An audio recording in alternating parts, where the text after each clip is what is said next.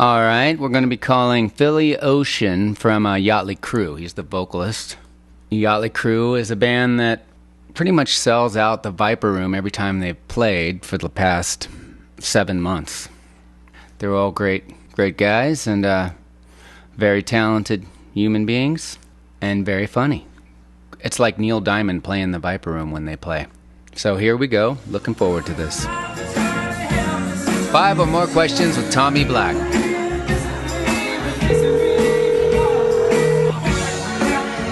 Hello, this is Captain Philly Ocean.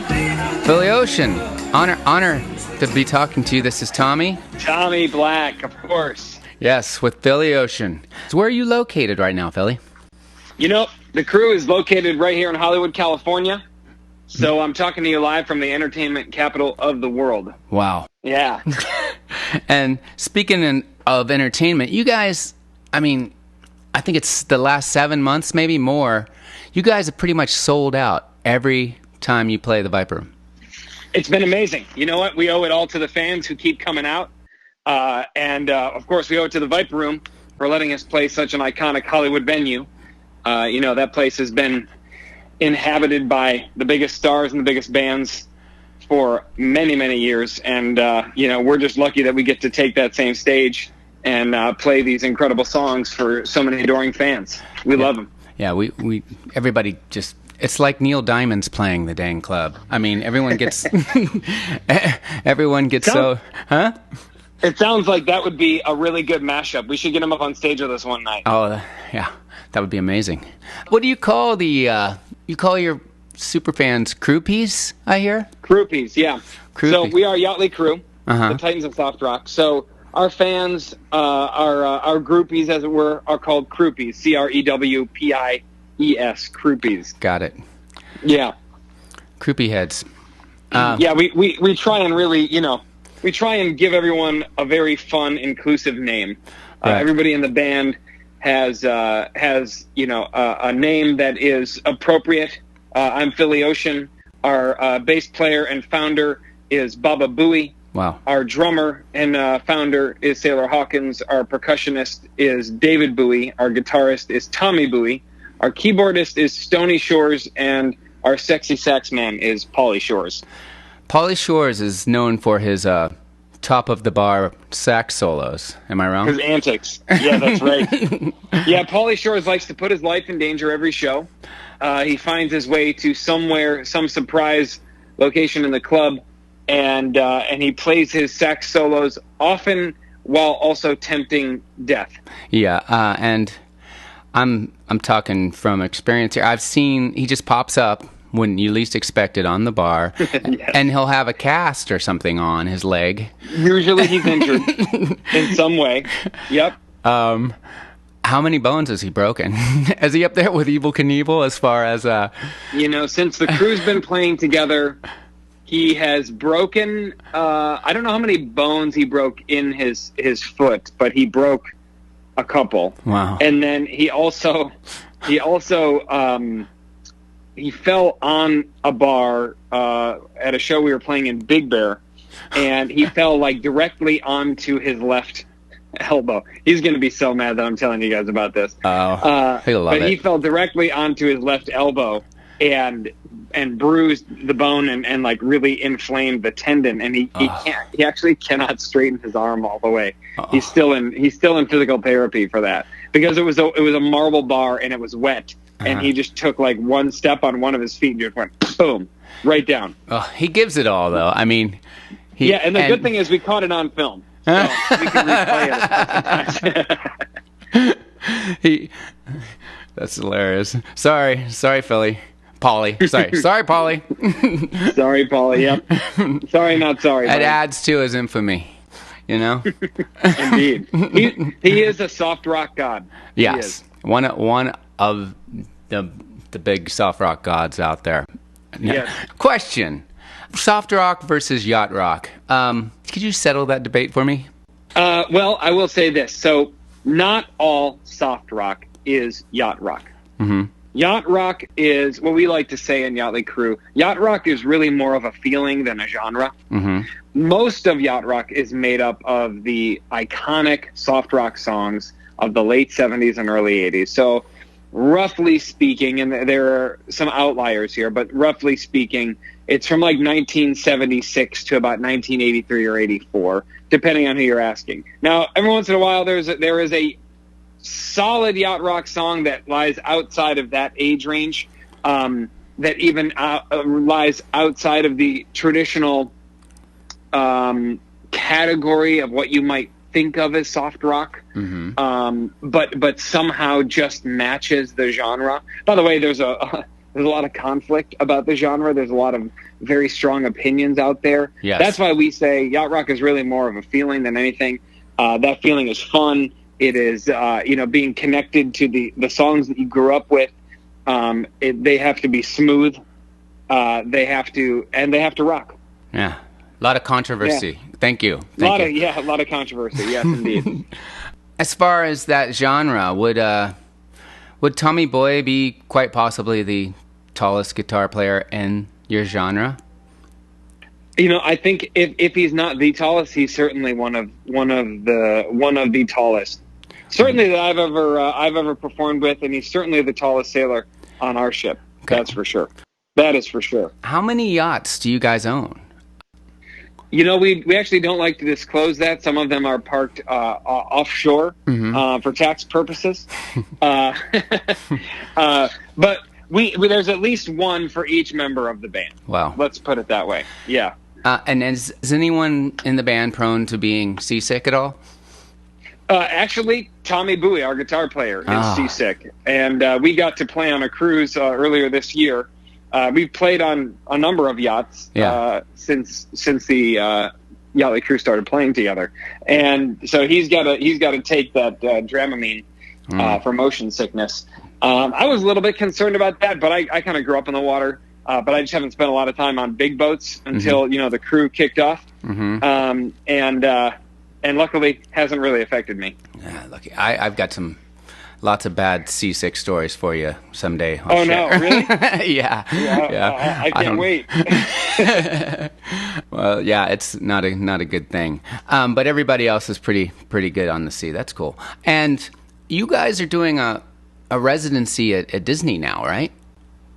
So we actually just completed the residency at Disney. We were playing as a part of the Disneyland California Adventure Food and Wine Festival. And so we were there for 7 weeks. It was an awesome run. We sincerely hope to be back there again soon. They do it seasonally.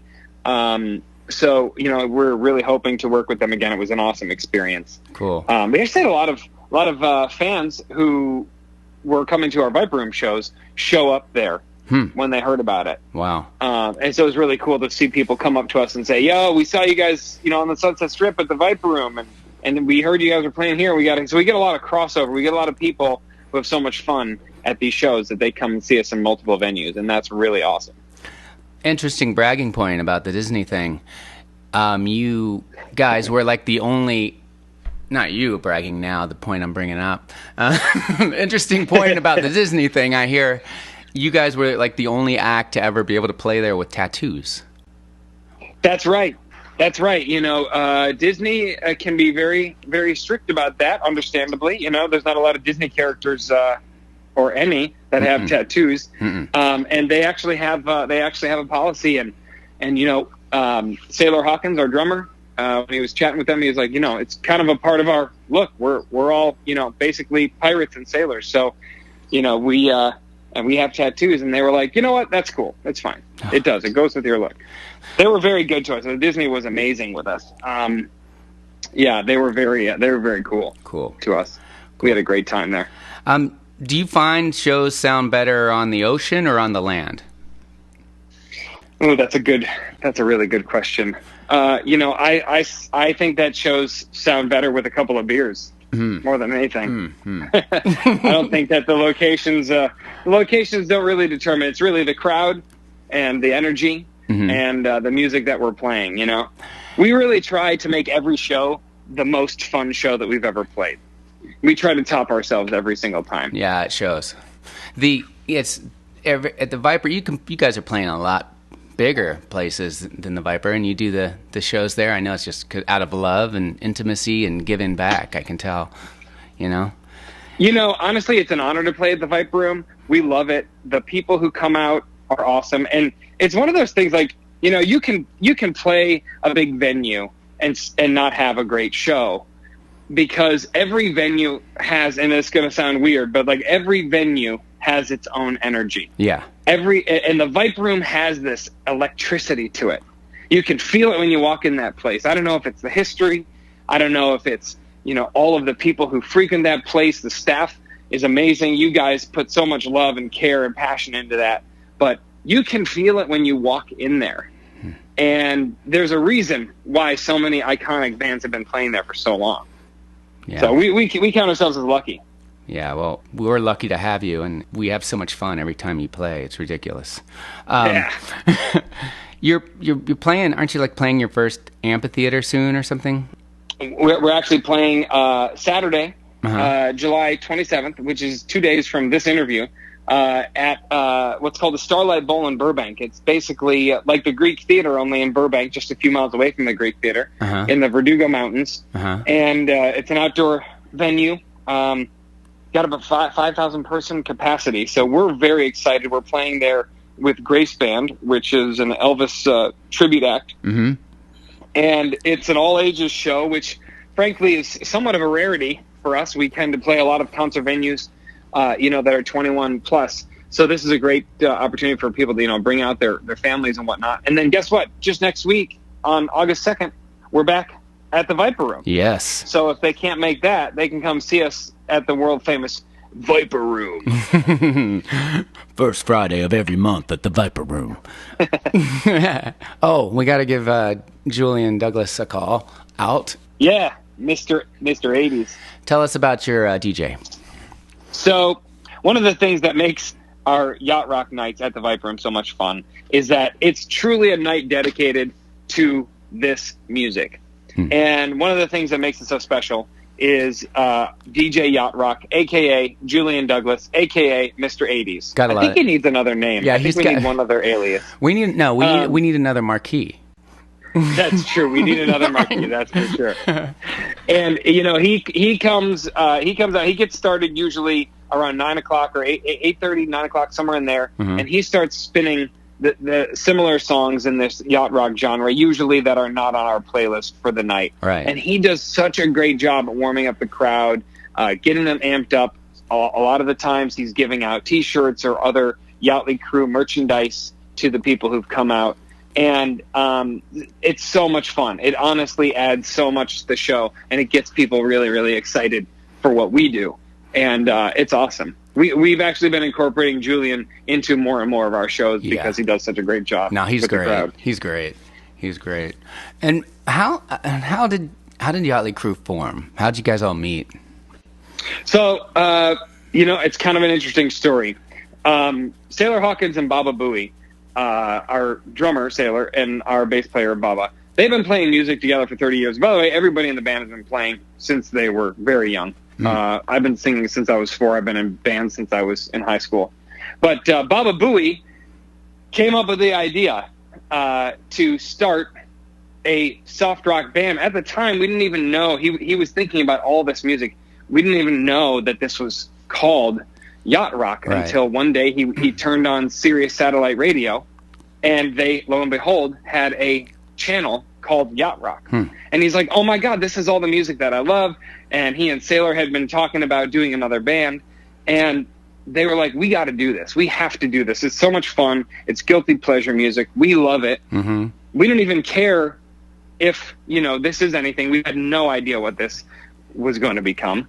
And so they set about, you know, building the band. They met Tommy, our guitar player. They started rehearsing. They actually rehearsed for like 6 months or a year without finding a lead singer. They had tried a couple of people, but to be honest, and you know, because you're there at our shows, these songs they're hard to sing. They're very high, many of them. Yeah. You know, that's kind of what these songs are known for, these really, really high tenors.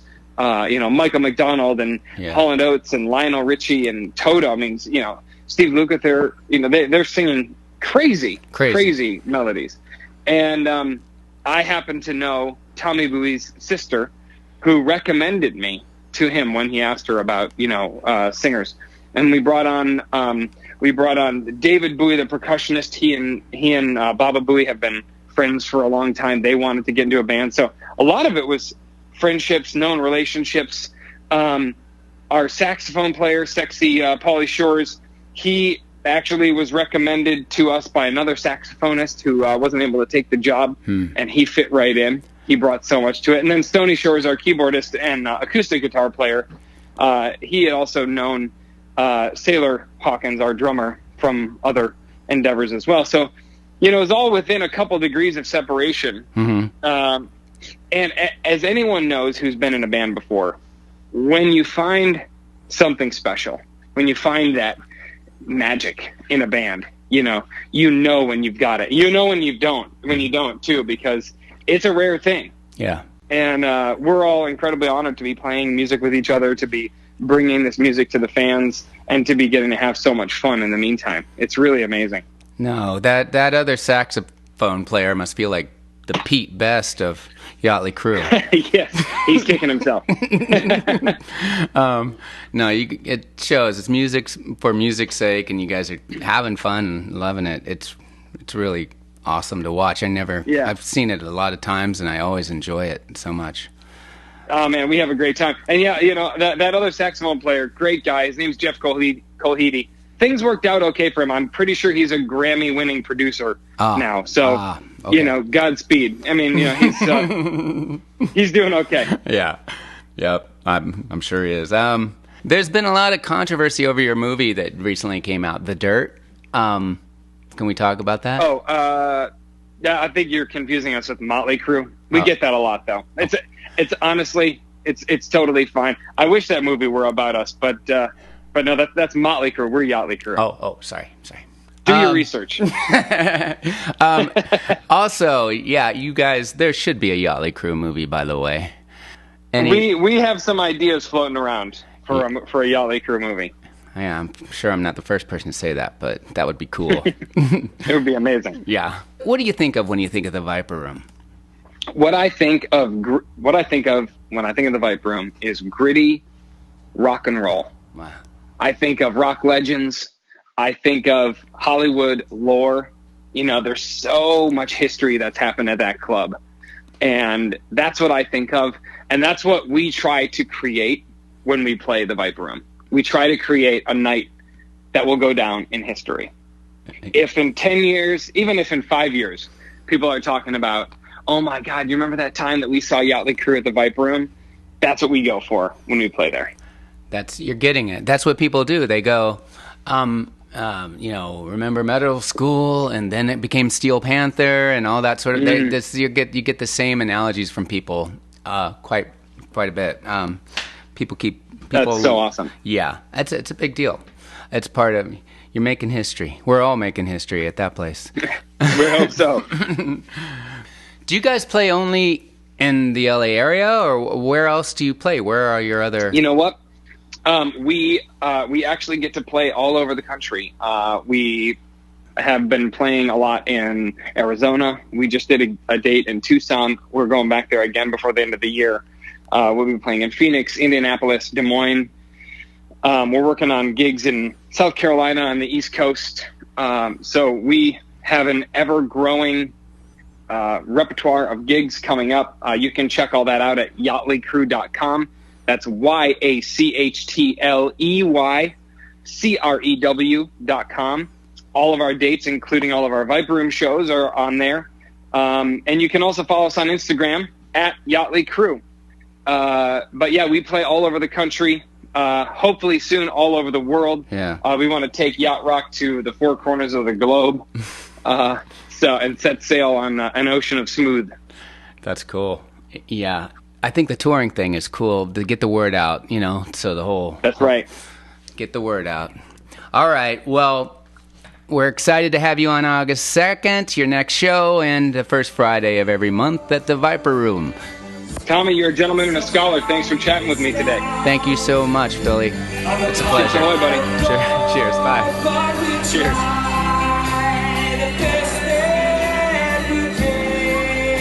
Don't forget to subscribe to 5 or More Questions with Tommy Black on your favorite podcast app, and visit viperroom.com for upcoming shows.